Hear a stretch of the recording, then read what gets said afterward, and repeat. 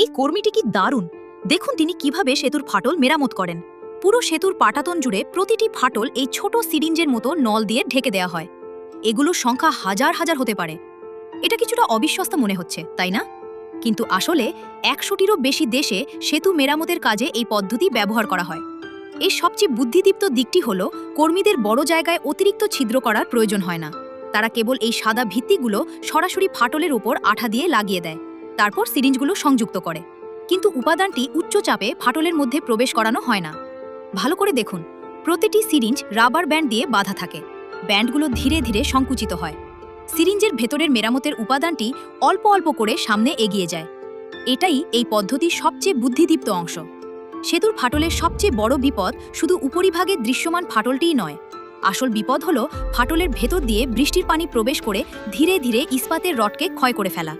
এই ইনজেকশন পদ্ধতিতে ফাটলের ভেতরে জলরোধী মেরামতি উপাদান প্রবেশ করানো হয়।